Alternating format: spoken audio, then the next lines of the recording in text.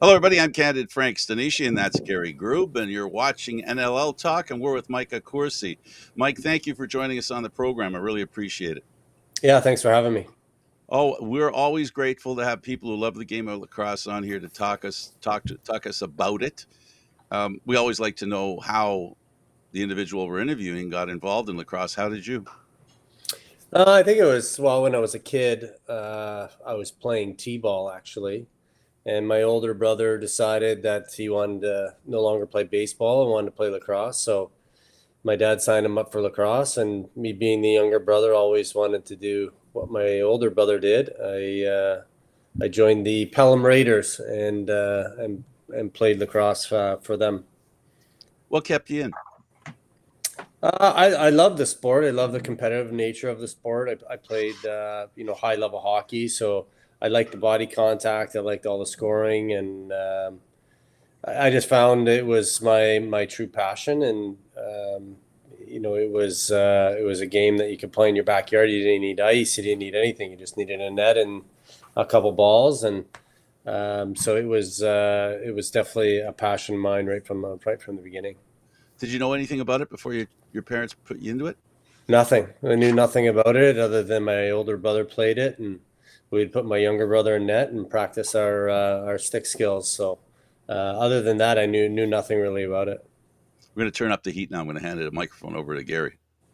I want to talk a bit about your time in junior because that's probably where you really gain momentum between playing with Burlington and St. Catharines. Let's talk about the programs because they're still very viable programs to this day, turning out a lot of NLL players. Yeah, well, I got drafted. I can't remember the year, but I think I was drafted like second overall in the junior A draft. And just hold on one second, Izzy. Sorry, my daughter's linking into my headphones here, so I can't hear. I thought you were going to tell her to feed the dog. Now I can't hear you guys. Hold on. Sorry. Carry on. Yeah, we can hear you. Carry on. Yeah. Okay. So I went. It was actually the Bay Area Bengals, which was Hamilton. So I got drafted there, and then the year that I was coming in, they actually moved to Burlington, and I played with the Burlington Chiefs for a few years. Was fortunate enough to win Rookie of the Year in the Junior A, the Joe Newendike Trophy. And my coaches were actually Dave Suckamore and Brian Lemon, two guys who are still really involved in the game. Dave was longtime vice president of the PLPA, and Brian Lemon is one of the main guys for the NLL and has been for the last 15 years. So, I had some good coaches in junior that set me up, and then got traded to St. Catharines simply for a geographical standpoint. I was really young when I was playing junior. I was 16, and it was a lot of travel back and forth down the QEW, to games. So, I relied a lot on my parents. And then once I got my license and I was able to drive on the highways, my parents were like, we'd like you to play closer to home. And so Burlington ended up trading me to St. Catharines. And again, we had lots of success in both franchises, but, was never able to raise them into a cup. Got close, but always got beat out by Orangeville. They were a powerhouse back in the day. We've heard a lot about Orangeville. A lot. Yeah, they're quite the junior powerhouse. They just run such a great program up there. They're always turn out great NLL players, and their junior teams are always dynamite. Now you before you hit into the NLL, you got into the MSL, and you were the Buffalo Gamblers. Yeah. There's a team you haven't heard in too many trivia questions. Yeah, well, it was actually the Niagara Falls Gamblers first. So Right. we actually played out in Niagara Falls the first year. And again, it was kind of a mishmash of guys. I mean, we had some tremendous players like Darius Rich and Travis Kilgore. Steve Toll played on that team. We had Bob Watson, who was a backup in Brampton for a lot of years, but this was his first kind of starting opportunity. And then a lot of good young junior players. And, we ended up beating Brampton, I think, in 7 games to go on to the to the Mann Cup. and we ended up losing, I think, in 5 or 6 games to the Victoria Shamrocks. Right. The next year we moved to Buffalo, and then again we had all-star team. We had Gary Gade, and we had everybody under the sun. And unfortunately, that was the year Bob Watson got hurt during our playoff run. He took a ball through the mask and fractured his orbital, and our backup goalie just wasn't up to the task of the guys that we were playing. So I think we ended up losing to Brooklyn in 6, and then Brooklyn ended up winning the Mann Cup that year. Right. And you wound up going over to Brampton, and you wound up winning a Mann Cup there. Let's talk about that team, because that's the heyday of the Excelsiors, really. Yeah, that was really the Excelsiors were a dynamite team back then, and obviously being very well coached, and again we had a lot of real solid NLL guys. Dan Teat, Mike Hazen, Paddy O'Toole was our goalie. It went on and on, the guys that we had in that locker room, and we were fortunate to win, and I was fortunate to be part of that team. But it was again another all-star team that really just had what it took to beat the Western team, which was, I think, a Victoria Shamrocks at that time, and John Tavares was playing for them actually in that summer. Right. Right. And you wound up in Peterborough, and you wound up winning another Mann Cup a couple of years after that. Let's talk about that, because we had a lot of guys from Peterborough up there talking about the program. What did you find that was so special about the Peterborough program? Why they continually are where they are? Well, I think the team that I was on, which was, I think, 2004, and got traded there kind of at the deadline. I was playing in the MLL for the Rochester Rattlers that summer. So I wasn't really planning on playing box lacrosse. And so I ended up deciding, okay, I'm going to play box lacrosse. Brampton had traded my rights to Windsor, I think, at that point. They were kind of in for 1 year. They picked up my rights, and then they traded me to Peterborough. And when I went to that team, you had John Grant Jr., you had the Evans brothers, again, Paddy O'Toole, was the goalie that year. But they weren't really expected to win. The team that was expected to win was Brampton again. And they had Josh Sanderson, they had the Merrill brothers, they were loaded top to bottom. And Peterborough Lakers hadn't won in 25 years. So in 2004, that was the first time they had won in over 25 years. And they hadn't been to the finals, I think, in 15 or so years. So that was a really special team to be a part of. I think that really spurred the community to really, come in and watch the program. And that was when I first got traded there. They were, drawing a few hundred people. And when we won the Mann Cup, they were selling that arena out every single night. People waiting down the street for tickets. And ever since then, they've really put the money that they made in that Mann Cup back into the program. Continuing to bring new players in. And again, Peterborough is such a great lacrosse city that they have a great minor program, good junior program. They put a lot of good players through that program. So I think now they have about 16 or 17 players from that community playing on that team. And there's not too many MSL teams that can say that. They really are doing a really good job up there and continue to build that program. Another community we've heard a lot about. The thing also is they have a lot of the people who have played as part of their program too. They're all around the area. They're at the games. They're there coaching. They're there as part of it too. Is more incentive to give back, I guess. Yeah, 100%. All the guys that have retired have given back to either the minor program, the junior program, or even the senior program, and are a part of the success that continues to happen as the Peterborough Lakers. Right. It's a lifestyle. There's it really is. It really is. Some towns, it's just part of the fabric of the community. Yeah, absolutely. And in Ontario, there's some of these small towns like Orangeville and Peterborough. Like that's where you go in the summer. You go Friday nights, you go to the Junior A game in Orangeville. Thursday nights you go to the major series in Peterborough. Like that's just the way it is. And it's nice to see that. It's great to play for those teams. It's great to go there and be an opponent there. They get such great fan base, and it's always exciting games. Heck, I still do that. Yeah. I do a lot of traveling in Ontario in the summer. That's for sure. Now I want to talk about the NLL and your playing career. You had a 17-year playing career in which you were part of 5 different championships. Yeah. But we start out with the Ontario Raiders, and there's another one that 1 year and off it came to Toronto. But let's talk about it in Cops Coliseum at that time, and the team. And first of all, was it what you expected coming up to the NLL, going into training camp, and was that what you? Yeah, I think a lot of people, it's funny. I was at the Hall of Fame dinner and, I was talking to Sean Williams and Colin Doyle, guys that I started my career with.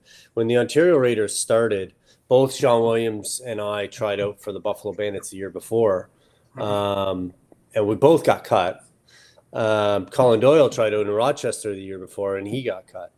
And so when the Ontario Raiders came and Les Bartley and Johnny Meridian were a part of bringing that franchise into Hamilton, I had some experience playing senior because I played for the Niagara Falls Gamblers that summer.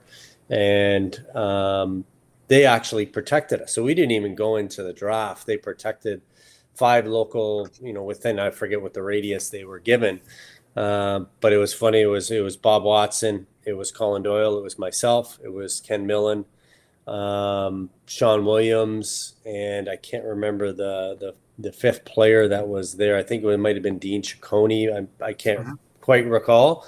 So it was exciting to be a part of that, like the grassroots of it. The first night, obviously, we had a really great crowd in Hamilton. It was super exciting. To kind of live out your childhood dream. I was, as a kid, my dad would take our family to Buffalo Bandits games and we would go watch them and watch some of their championships. And, as a young player, you always, aspire to that next level. And the NLL was that next level. And so it was fantastic to put on a professional jersey, run out, have your friends and family there cheering you on and, getting to live a childhood dream. And so it was exciting there. The fan base, I don't think was right at that time in Hamilton. Right. And then they obviously moved on to Toronto, and Toronto Rock were created, out of Madison Square Gardens. And that year during training camp, I was in contract negotiations, and they ended up trading me to Syracuse. So I went down to Syracuse and played for a year, and then ultimately ended up in Buffalo, where I played a good chunk of my career. Yeah, and in Buffalo, of course, memorable years in there. As that team was starting to gain its momentum, you make it to the finals against Calgary in 2004. You do make it back in there for the 2008 championship. You're in Rochester for the 2007 championship. I believe you went from Edmonton over there, and the final piece. Those are some of the greatest teams that I think I've ever seen, is the 2007 Nighthawks and the 2008 Bandits. Yeah, it was 2005. Again, I got traded to Minnesota. Actually, I was at Minnesota. I think Marty O'Neill was the GM there, and I just had a kid. My son Carter, he was born, and I just said, Marty, it's not going to work for me traveling out there all the time. If you can, trade me back. So he ended up trading me to Rochester. So I was in Rochester 2005, 2006, and 2007. 2007 Rochester team, I would say, is probably the best team I've ever played on. Right. I think top to bottom, we had lots of experience. We had a lot of youth and athleticism, but we had composure, and we had guys like John Grant Jr. and Sean Williams and guys that could score goals, but we had, steady defense and Reggie Thorpe and, Marsh Abrams. We had, one of the best goalies at that time was Patty O'Toole. But it was always that case where we started off really slow, and I think we were 2-2, something like that. And then we went off and we won 17 games in a row. And I think we got to that point where we're like, we got something special here. Like, let's just everybody, like, let's not panic. Let's just, stick to it. Let's have confidence in ourselves. And didn't matter what the score was going into the fourth quarter. We all were very confident we were going to win that game. And we went on that run that I think 17 games is a tough run to do in the NLL now and not lose a game. So, it was one of the greatest teams I played on. And then free agency came. It was my first opportunity to be free agent. Edmonton gave me a deal I couldn't really kind of refuse, and went out to Edmonton. Halfway through, Paul Day got fired, and and then they ended up trading me back to the East. So Darius Kilgore called me. It was on my way home from work, and he said, "Hey, what are you doing tonight?" And I said, "Well, nothing. Like I didn't. He didn't say I got traded there or anything." And I see he goes, "Well, we just traded for you, so we got practice tonight. So can you be there by 7?" And I said, "Yeah, I'll be there." And then Buffalo went on that run, and we ended up winning a championship again. Great banded team. It was kind of the heyday of the smash and bang bandits. We were a real tough team to play against. Guys like Reggie Thorpe and Kyle Cooling, just some absolute weapons in the back end. And then it's in JT was just in his heyday back then, and again had a lot of success with them in 2008 and won another championship. So it's funny. I just put up a retro game on our YouTube channel. It was the 2002 Bandits against the Columbus Land Sharks, of all things. Oh, and that's funny. We got a few goals from you on there too, so it'll be up. I think that was actually the game that I got engaged at. I asked my wife to marry me at halftime, and I think that might have been the game in Buffalo. If it was in Buffalo, that was the game. It was. That was the game. Yeah, that's great. But it's funny because I inherited Bill Fox's collection of all of his VHS tapes all over COVID, and slowly but surely I've been getting around to putting all these games up and putting them on our YouTube channel all across all the time. So yeah, there's a number of Bandit games and Rochester games, and so yeah. So if you're interested, in, that's pretty funny. I'm gonna have to check that out, see if it's on film. Were any of your kids born during? I got engaged in the one game I just was putting up. I can hear issues, so I'm just getting rid of a couple of songs out of there, and then that one will be up. But had a little bit of a problem, but I could hear what you guys were talking about. I'm just wondering if were there any games that children were born while you're playing? That could be how you gauge all your games, right? Your history. So the years that my kids were born, 2004. My son was born in June 25th, and I won the Mann Cup in 2004. My daughters were born in 2007. I have twin girls, and that same year I won the NLL championship. So you think you should have had more kids? I probably should have had more kids. Maybe I would have more than 5 rings. Go ahead.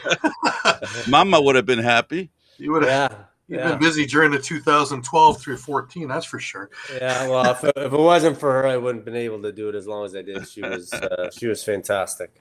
Well, congratulations on every count, all 4. Yeah, thank you. Let's talk about that Rochester three-peat, something that's never been done and hasn't been done since, and probably won't be done for quite a while, as far as I can see it, just with parity in the league. Yeah, that was something, because that first year, it didn't look like much. It was an 8-8 team, I believe, and they got hot. You guys got hot at the right time, and ramped it through the playoffs. I remember the game in Toronto because I believe Kurt Stiers brought I think 5 or 6 busloads, about 300 people in there. That's right. It started sounding a little bit like Blue Cross Arena in there. It was nuts. Yeah, it was wild. Yeah, I mean, I think with all those teams, really, I think the 2000 and probably 13 team was the best team, but our record never really indicated that. But again, it was, we got hot at the right time. We had, again, guys that were still, playing outstanding, and then, getting great goaltending from Matt Vince. But, I think a lot of people thought Kurt was crazy. We traded away John Grant Jr., traded away Sean Williams, and, everybody's like, what are you doing? You're destroying it. But, with the guys that we brought in and the draft picks that we got, we ended up getting Cody Jamieson. We ended up getting Sid Smith. We got Matt Vince from Colorado in the John Grant trade. So all of those kind of pieces were put together. And again, you got a goaltender like Matt Vince that gets hot at the right time. And, we still had solid defense. We had, great group of guys up front. We had a young Cody Jamieson that, took it on his back in that final game, and in 2012 kind of pushed us over the edge. When we were in those finals, I think we were down 6-2 at halftime. Like, it was a real low scoring game. And I remember we had a power play, and I think I scored coming out of halftime. We scored, and then, or it wasn't a power play. I think it was a 5-on-5. I scored, and then Cody came down, scored another one quick. and then we kind of built that momentum up. And again, that was the beginning of the Edmonton Rush, Saskatchewan Rush, real dynasty teams. Right. And, we were fortunate that, we had some great goaltending in the second half. We kind of put the first half behind us, and everybody got to work and won our first of 3 championships. Right. I don't think it was any special thing that Matt Vince did. I think he just was himself. You got to worry if he just plays his regular game. Yeah, he's a little bit off. That's all you got to hope for.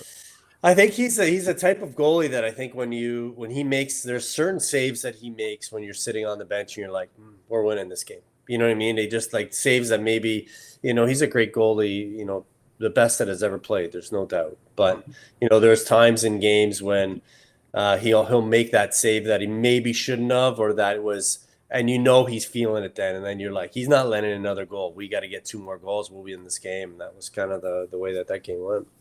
Yeah, awesome goaltender. And I'm sure you feel you were lucky to play with him.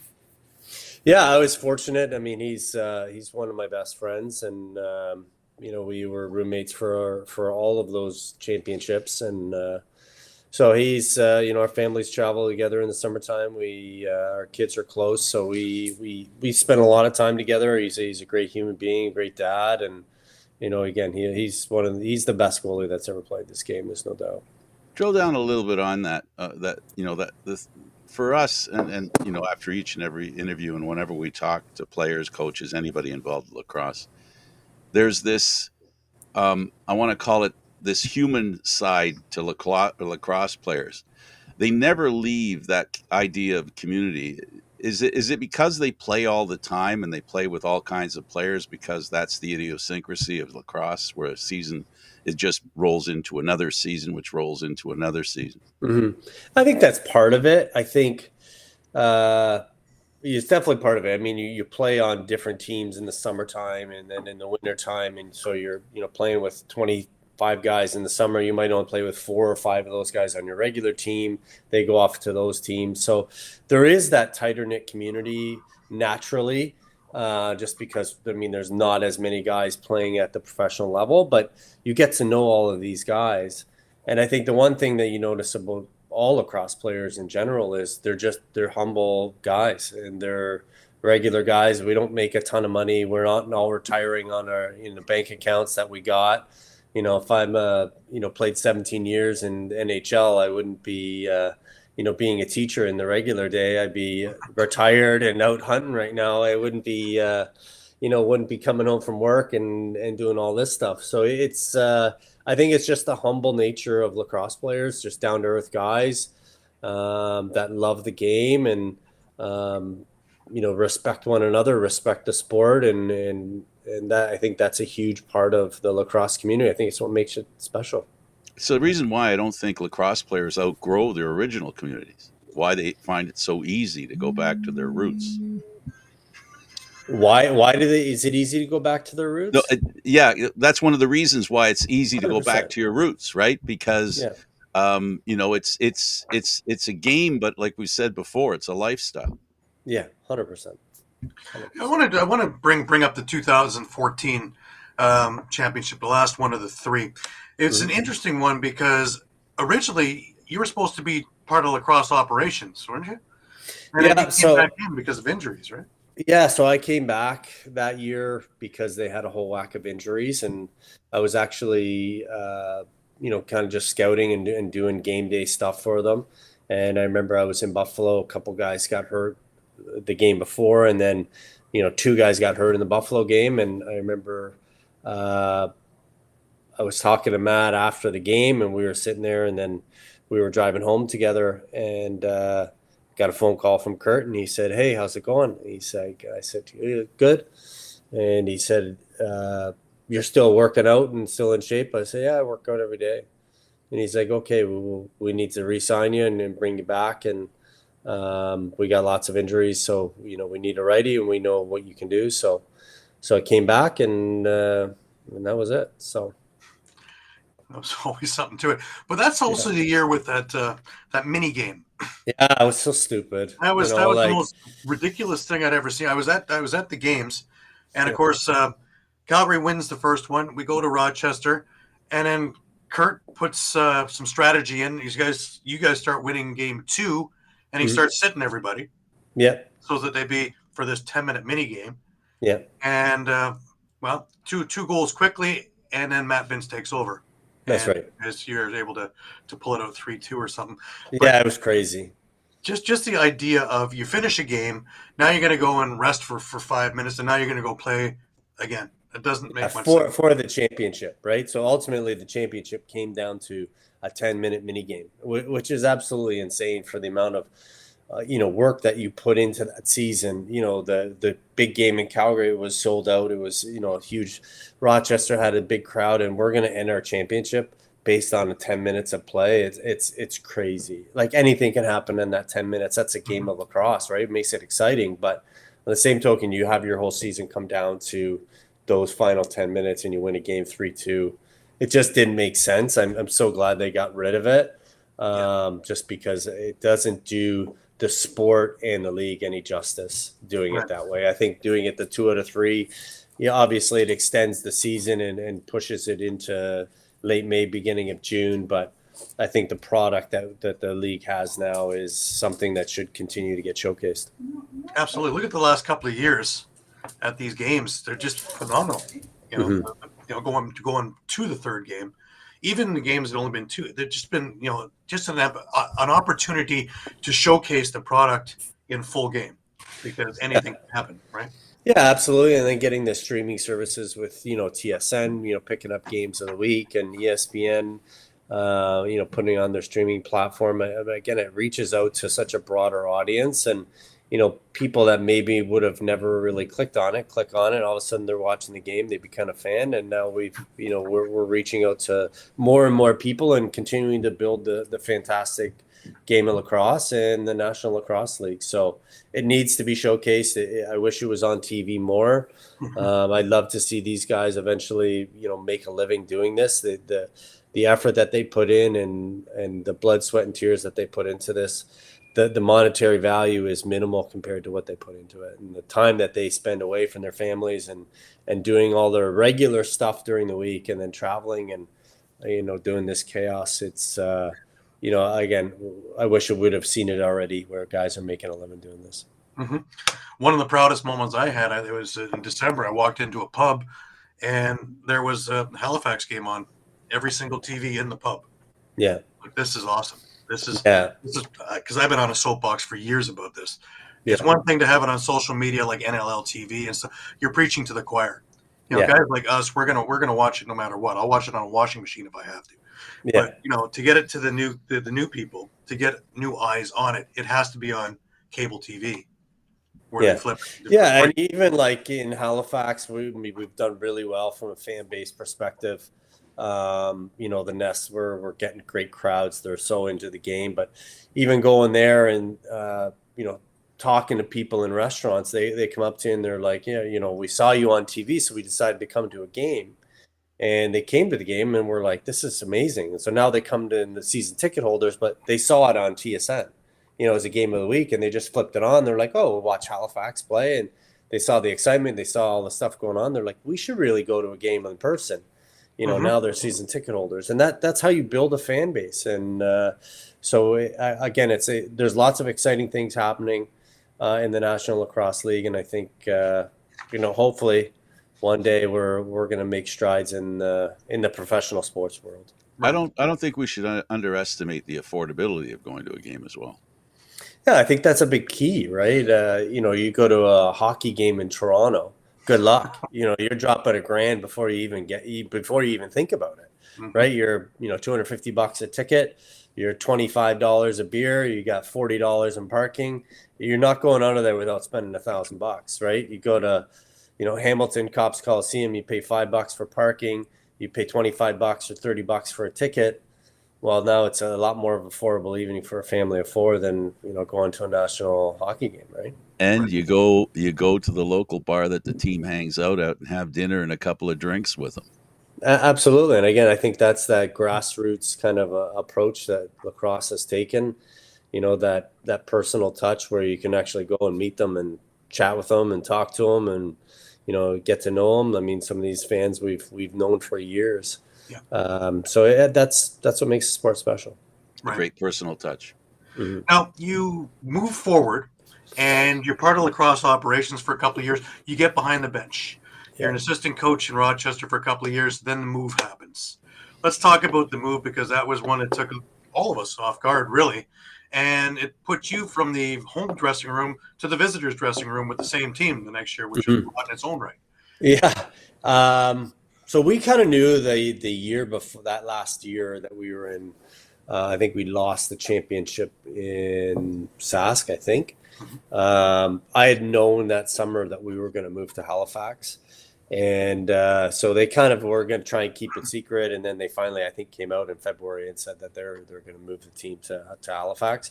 And I think Rochester was just kind of understanding from Kurt's perspective, it just wasn't a great business place, to do business. They were moving the rent up, the fan base had kind of dropped off. Even when we had really good teams, it was really hard to get, 5,000 people in that arena. And, you can only lose money so long before you're like, I need to do something else. So I knew he was looking to move markets. He didn't want to sell it. He wanted to keep the ownership of the team and move it somewhere. And then during that Rochester year, when I was coaching that final year in Rochester, they made the announcement that it was out in Halifax. Kurt had invited me to come out. I invited all the coaches at that time to come out. I was the only one that was able to go, so I ended up going out there and, saw the excitement that the community was and saw what a fantastic city it was. And then in the off season, again, my understanding was I was still an assistant coach and hadn't really been presented the head coaching job.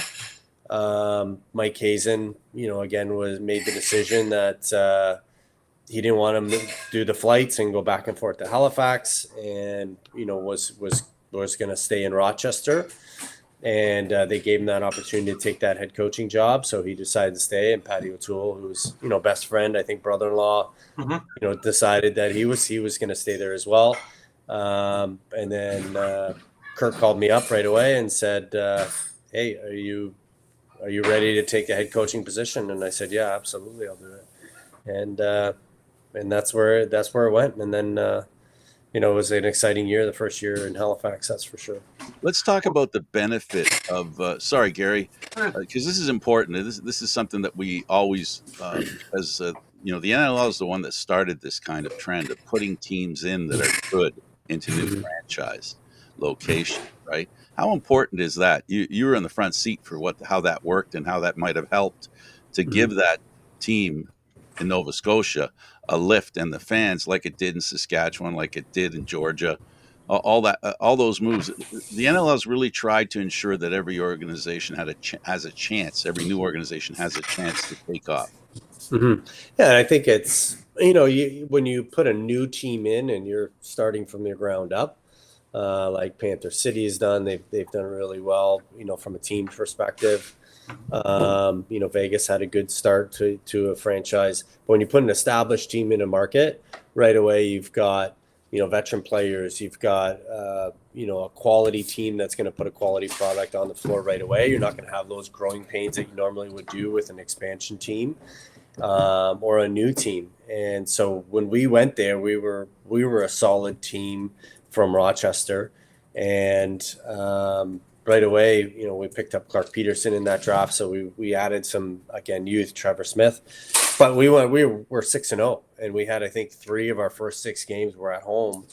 And, you want to bring that excitement into the market, but when you bring a winning franchise into the market right away, it makes that much more exciting, right? This is a winning team. Let's go watch them. Everybody wants to watch a winner. So when you go in and right away they're going in and they're watching it, they're seeing the product we're winning exciting games, we're winning close games.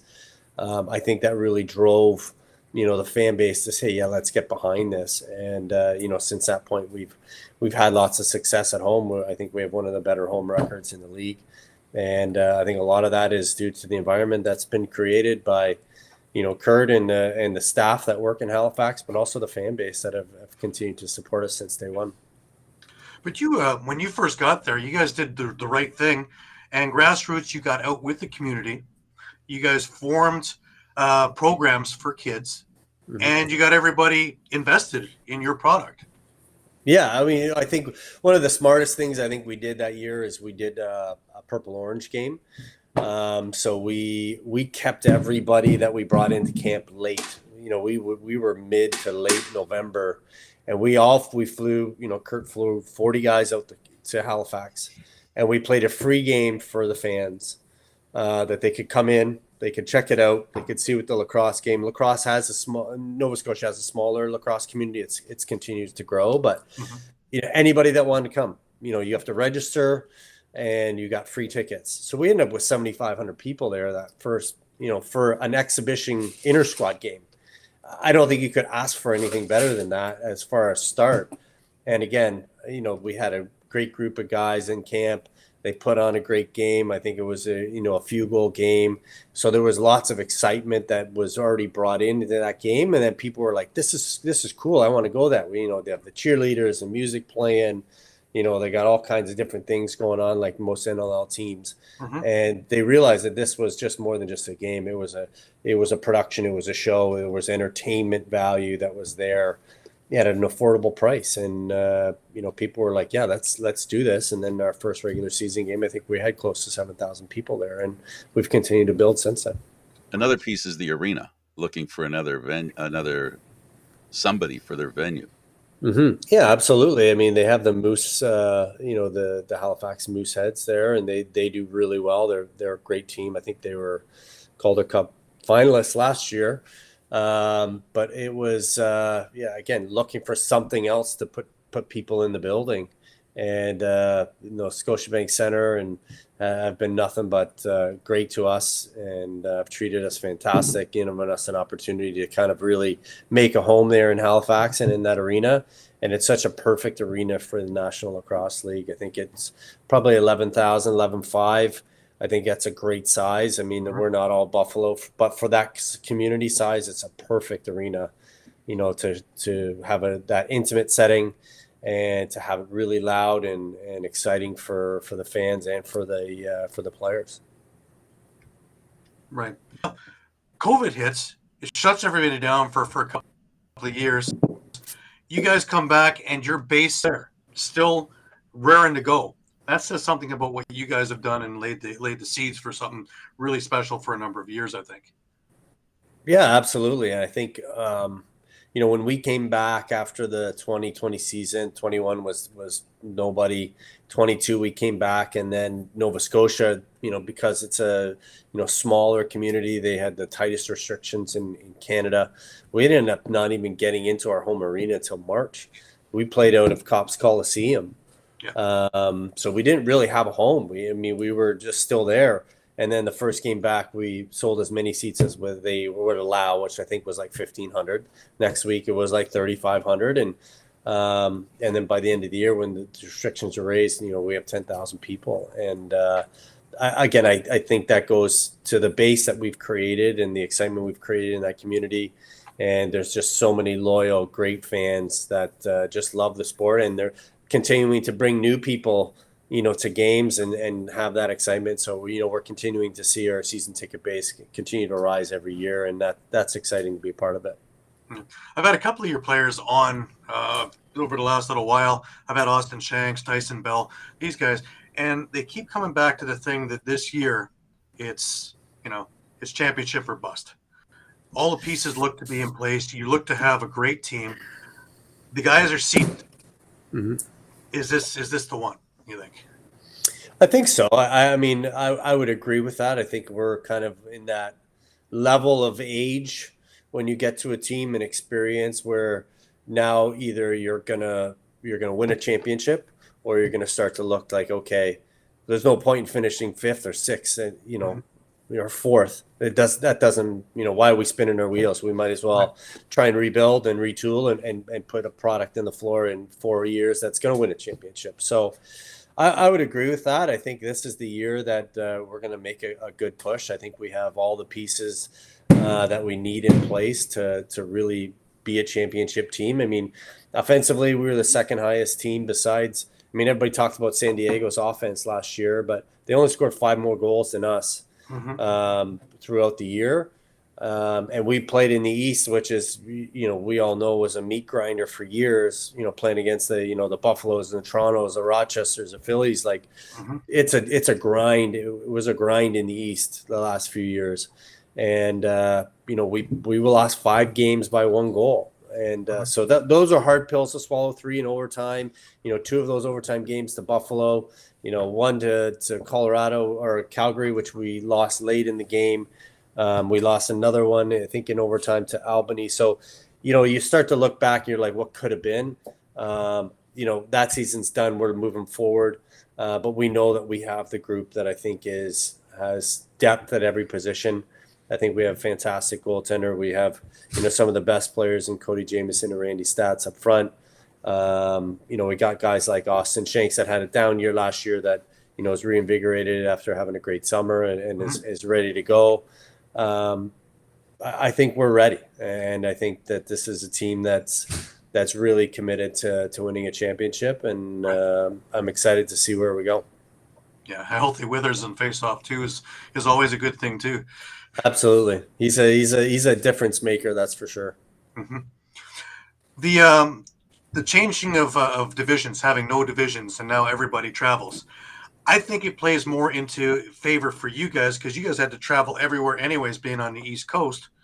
Now it kind of levels the playing field because before Toronto can drive to Buffalo, Buffalo can drive to Rochester, Rochester can drive to Albany, Albany can drive to Toronto, and nobody really had to really get taxed with a lot of travel. Now everybody has to see everybody twice during the year. Yeah. How does this, or once at least, how does this play into the team, and does it play at all a factor? I don't think we really think about it too much. I mean, we know we travel, 9 times out to the East Coast, so travel has never been an issue for us. Our team is mostly Eastern based. We have a few guys that live out east, but most of the guys are, live in Ontario. We practice midweek. The travel is not going to be nothing. It's going to be nothing new for us. I think you're going to see teams like Buffalo, Rochester, Toronto that have really had that inner loop, that haven't had to travel at all or very little every year. Now we're going to be going through the grind of, going to the airport 2 hours early, waiting, flights delayed. You don't get bags. You only get bags in the morning. Like all of these other things they're gonna have to experience. Well, that's regular week for us, and so there's nothing new that I don't think is going to be presented to us that we haven't really had or experienced over the last few years. So it's definitely an advantage to the teams that have been, traveling a lot over the last few years. I think the grind of traveling is something that you cannot prepare for. It's pretty unselfish to be able to convince opponents to travel more. And it's pretty interesting to take teams out of towns that are successful and move them somewhere. There's a real unselfishness within the National Lacrosse League and inherently in lacrosse and the people who run it. Yeah, and I think we all want to see success. We want to see the team be successful. We want to see the league be successful. And again, it's a great community to be a part of, whether you're a fan, whether you're a coach, or whether you're a player. Lacrosse people are just are great people to be around. Now, just before we end, we got a couple of minutes left. I just want to get your opinion on lacrosse goes back to the Olympics in 2028 in sixes form. What's your opinion of it? Of sixes, anyways. I like that. I think it's exciting. I think it takes a few elements of the game that I think are important out of it. But I think as far as creating, I would call it almost a new sport or a different level of the sport. It's exciting. Yeah, I think it's exciting, right? Because Americans are really good. Have good long poles, great attackmen. Great face-off guys. I think it levels the playing field for a lot of these communities that just have really good athletes that maybe aren't as specialized as some of the North American teams are, right? The Haudenosaunee, the Canadians, and the Americans. So you're going to see some teams like Japan, I think, are going to surprise a lot of people just because they're fantastic. They did really well at the World Championship. They have tremendous athletes, lots of speed. That game is all about speed. And so I think it's going to be really, really interesting how it all kind of plays out. I'm excited to see, where that sport takes us, that sixes, and being introduced into the Olympics. Everybody would be die to be on that team in an Olympic level team, because in our generation we never really got that opportunity. So I'm excited for it. I think it's an exciting time for lacrosse. To be put into the international spotlight is amazing. It eliminates the depth advantage as well, which is an equalizer to your point. Yeah, 100%. I think it equals the playing field significantly for a lot of these teams that maybe aren't playing at the highest level like Canadian and North Americans do year round. They're based in a field lacrosse, but they have tremendous athletes, but they can't use those specialized positions as well as we can. So we're going to see some teams, I think, surprise a lot of these North American teams just with their speed and athleticism. Australia is always a great team. Japan, it was fantastic at the World Championships. I think you're going to see some tremendous lacrosse, and I think it's really, really exciting time for lacrosse.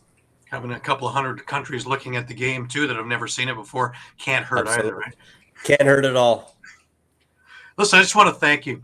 Thank you so much for taking time out of your busy schedule, especially with training camps going on, teaching and everything else, to talk with us for an hour.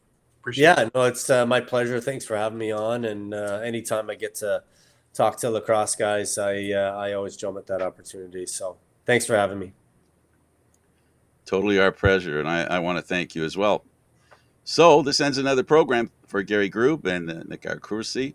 I'm Candid Frank Stanisci. Thank you for watching NLL Lacrosse Talk, seen live Thursdays at 4 p.m. Eastern Standard Time. The show can also be heard on the Spanglish World Radio Network. For Lacrosse Talk, news, entertainment, and other sports programming we offer, please check out SpanglishWorld.ca. Spanglish World. Watch it, hear it, read it, download it, and live it. Thanks for watching, and don't forget Candid Frank Stanisci on YouTube. Until next time, pick up a stick.